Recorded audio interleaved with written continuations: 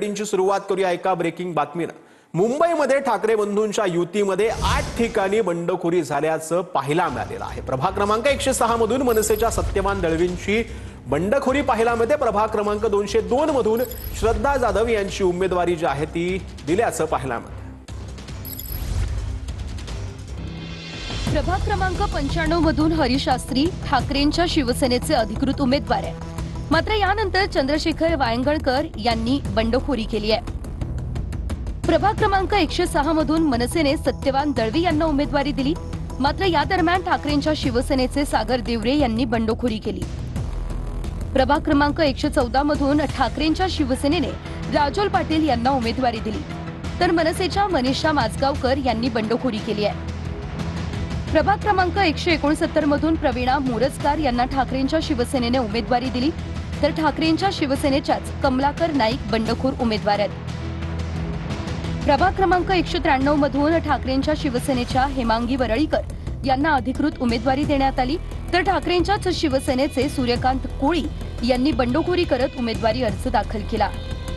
प्रभाग क्रमांक 196 मधून पद्मजा चेंबूरकर ठाकरेंच्या शिवसेनेच्या उमेदवार आहेत, तर संगीता जगताप यांनी बंडखोरी केली आहे। प्रभाग क्रमांक 202 मधून श्रद्धा जाधव ठाकरेंच्या शिवसेनेच्या उमेदवार आहे, तर ठाकरेंच्या शिवसेनेचेच विजय इंदुलकर यांनी बंडखोरी केली आहे। प्रभाग क्रमांक 203 मध्ये ठाकरेंच्या शिवसेनेने भारती पेडणेकर यांना उमेदवारी दिली, तर ठाकरेंच्या शिवसेनेच्याच दिव्या पडवे या बंडखोर ठरल्या। मला वाटतं असं सगळीकडे होतंय। मला वाटतं पण आमच्याकडे जे समजूतदार लोक आहेत की कारण मी कालपासून लोकांना समजवतोय, मला वाटतं मातोश्रीला पण तेच चालू आहे। जे समजूतदार लोक आहेत की पक्षासाठी आणि मराठी माणसासाठी पुढे जायचंय, हे जी भावना घेऊन आम्ही उतरलोय ती समजणारी लोक खूप आहेत। ते फक्त त्यांचं मन व्यक्त करायला येतात आणि ते ठीक आहे, आम्ही ऐकायला तयार आहोत। पण बाकीच्या ठिकाणी जे भाजपचे कार्यालय फोडतायत किंवा नगरसेवक पलटायत, हे जे बघायला मिळतं ते आमच्याकडे बघायला मिळत नाही। कारण आमच्याकडे मराठी माणसासाठी लढणारी लोक आहेत आणि मला खात्री आहे की 16 तारखेला तुम्हाला एक अभूतपूर्व रिझल्ट मिळेल। तर ठाकरेंच्या शिवसेनेच्या हेमांगी वरळीकरांविरोधात सूर्यकांत कोळींनी बंड केलाय। ठाकरेंच्या शिवसेनेचे शाखा प्रमुख सूर्यकांत कोळींनी अपक्ष उमेदवारी अर्ज दाखल केलाय। मी निवडून आलो तर मातोश्रीवर जाऊन विजय समर्पित करणार असं सूर्यकांत कोळींनी म्हटलेलं आहे। या ठिकाणी तुम्ही अपक्ष फॉर्म का भरलेला आहे? साहेब, प्रथम तर मी वंदनीय हिंदू हृदय सम्राट शिवसेना प्रमुख श्रीमान बाळासाहेब ठाकरे यांच्या स्मृतीस वंदन करतो आणि मी तुम्हाला सांगतो की मी वरळी कोळीवाड्यामध्ये जवळजवळ 40 वर्ष कार्यरत आहे। गेली 17 वर्ष मी शाखा प्रमुख आहे। माझी निष्ठा मातोश्रीचीच आहे आणि जसं बाळासाहेब माझे दैवत आहेत तसं आदरणीय उद्धव साहेब आणि आदरणीय आदित्य साहेब हे माझं दैवतच आहेत।